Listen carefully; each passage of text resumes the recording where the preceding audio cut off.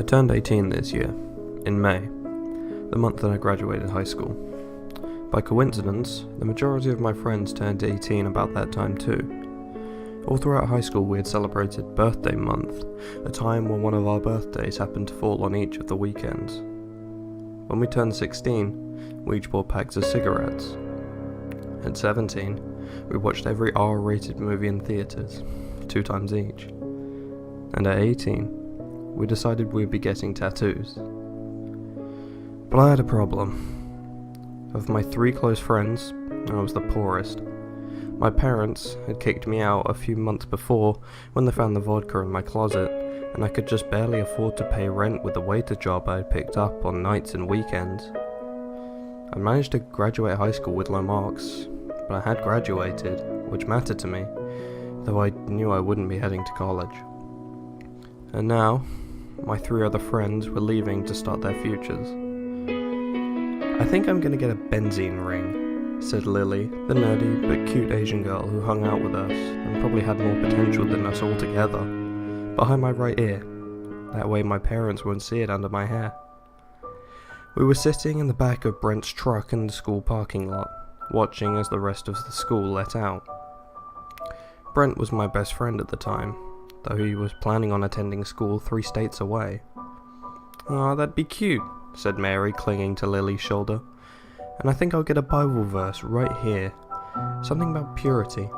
She gestured to her ribcage, and Brent snorted. The previous year, his relationship with Mary had come to an end when she cheated on him with 2 other guys. They'd made up, and she'd cleaned up her act, but her reputation remained. "And I'll get a globe," Brent said. "Maybe on my chest. I want to travel, you know? Figure I'll do some sort of study abroad program at uni. What about you, Kopi?" I'm not sure yet," I answered, staring at the pavement below. I considered asking them for money, but my face turned red at the thought, and I already owed Brent $100 he'd pretended to forget about. "I think I'll have to think on it." "Well, decide quick," said Mary. "We're going next Friday." By my estimations, I'd be able to save up at least $200 by then, but it'd be tough. I'd be eating ramen for sure and picking up some extra shifts serving tables. It would be worth it though. After all, I wouldn't be seeing them for quite some time. But that night, when I went into work, my name wasn't on the schedule for next week. In fact, no names were on the schedule. Burnett's Bistro had recently experienced some competition from an Applebee's that opened across the street, and Burnett's Bistro was now shut down. So I was officially broke. By the time Friday came, I had applications in for several new server jobs turned in, though none had answered yet. So I skipped lunch and went to the parlour that afternoon and spoke with the artist. "What can I do to help?" he asked when I entered the empty shop, his eyes narrowing. I looked young for my age, and I was just barely old enough to enter the shop alone. "I just turned 18, and I want a tattoo. I was wondering though, I'm a little short on cash. Can I pay you later?" The artist snorted, crossing thick arms across his chest. "No cash, no art. Read the sign, boy. I'm not working for free." "Do you think we could work something out? It doesn't have to be big or nice. Come on, man. Please?" "Out. Come back when you have the cash. Don't come back at all." "Damn it," I said as the door shut behind me and kicked the fire hydrant outside the shop, sending pain up through my toe. "Bit of an ass, isn't he?" Came a voice from behind, and I turned, seeing a man standing on the sidewalk and leaning against the building, a binder under his arm. "Yeah," I muttered, starting to walk away, but his next words stopped me. "You know, I'm trying to open my own shop. I've got pictures of my own art you can look at. It's a bit different, so I'm looking for someone to try it out on. Maybe advertise a bit for me, show it off a bit, and I'll do it for free." "Free?" I repeated, raising an eyebrow. "Free. Let's see those pictures." He handed me the binder in and I opened it, viewing them. There were 10 or so, and they were good. Shit, they were great. Type of thing that I should be paying heavily for. Thoughts? He said, waiting. I'm in, I answered. But what's the catch? I just want my talent to come to life, he said with a smile. It's hard to get started in the industry. So tonight then? You can meet me here. Deal, I answered. And that night, I returned with my friends. Aren't you coming in, Kopi? Said Brent, holding the door to the shop. I got my own guy. Schedule some personal art, you know? I'll meet you guys after. Sure, man, said Brent, but we were supposed to do this together. Already I could hear the voices of Lily and Mary from inside as they started talking to the artist, and I withdrew slightly so that I wouldn't be visible through the window. Trust me, man, it'll be cool. I want to surprise you guys.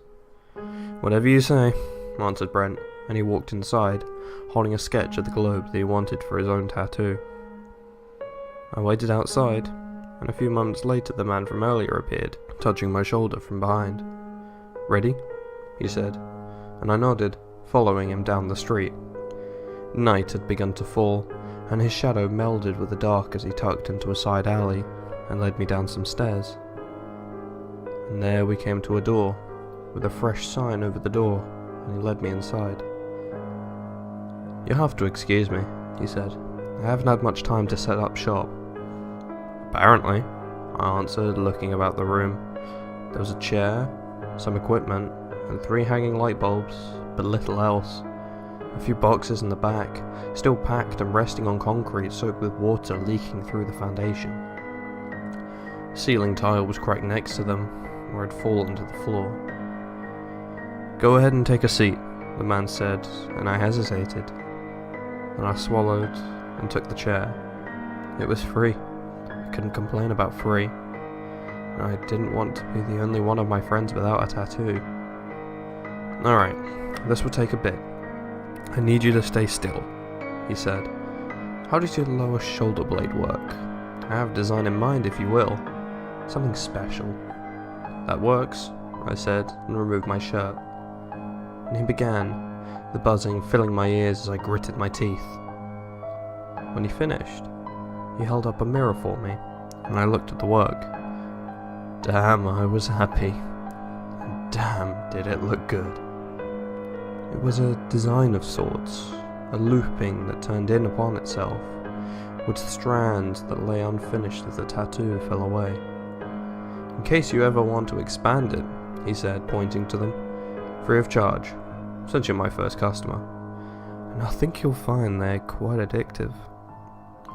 Then he led me back to the surface, and to the original shop, where Brent was already waiting outside. Thanks, I said, turning, but the man was already walking away in the direction of his shop, his form already a shadow in the night. Brent lifted his shirt when I approached, showing me the patch covering his own tattoo, though I could see the globe through it. Came out sweet, man. Better than I thought. Then Mary and Lily came out of the shop, each with their own patches. I hear you have a surprise for us, Kopi, said Lily. Go on, let's see it. So I turned and lifted my own shirt. For a second I heard silence, and I held my breath. Then Brent spoke, his voice drawn out. Shit, man. How much did you pay for that? You know you still owe me $100, right? I laughed, and turned to see their eyes wide and eyebrows raised. Mary's mouth was open, and Brent shook his head. We walked home together, and when I woke up the next morning the tattoo was sore. Not just in the area applied, but above it too. And when I looked in the mirror, it was just a tad higher than I remembered. But that was months ago, and now my friends are gone. I work at the Applebee's that shut down Burnett's Bistro as a bartender full-time now, for lunch and dinner shifts both. I eat there all the time, considering the hefty discount, sometimes having 3 or 4 meals throughout the day.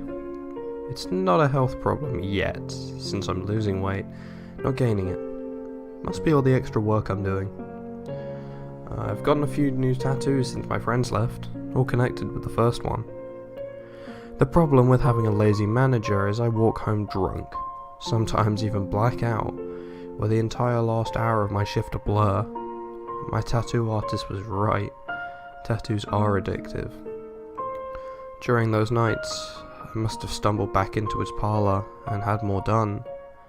I can't remember, but I know when I woke up with sore skin. They were still free though, since I never lost any cash, so I saw no problem with it. Plus, the new tattoos were just as impressive as the first. It even touched up the first a bit, made the lines a bit darker, more pronounced. But it became a problem once my entire back was covered, and the ink started spreading to my arms.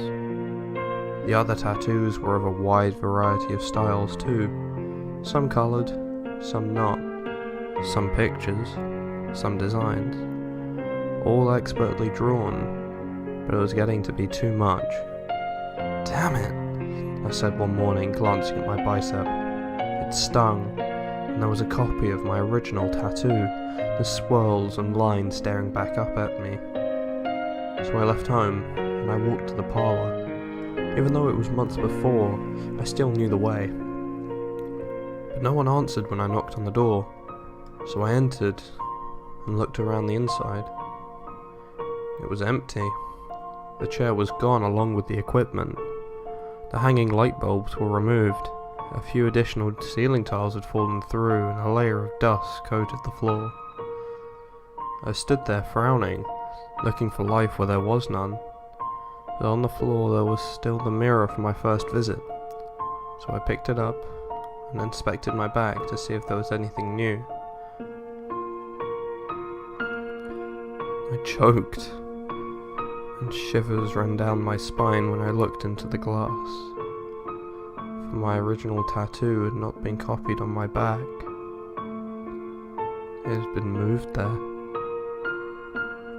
That night, I did whatever I did when I was stressed. I ate to curb my hunger, and I drank to nurture my alcoholism. Heavily. The next day, I woke up to a stinging sensation and cursed. There, on my left bicep, was a picture of a swastika, connected by thin lines to the tattoo network of my back. I called in sick that day, and I turned on the television. I shook on my couch. I couldn't focus as I flipped through the channels. I considered calling my parents, but they'd think I was just trying to get money. I considered calling my friends, but they'd think I was going crazy. So I settled on the news, something I almost never watched, and I learned about the incident the night before. "The scene before you has been blurred out," said the blonde reporter standing in front of a gas station, "due to its graphic nature. Experts are still trying to discern what occurred here last night, though it is currently being attributed to some sort of wild animal yet to be identified. The victim's body is covered in lacerations, as if caused by wires of some sort, the wounds culminating above his chest where the skin was ripped clear. And here is the footage." The screen flickered, and I saw the inside of the gas station, the man at the counter tapping his fingers as he waited for customers. The frame rate was low, and the screen jumpy and somewhat out of focus.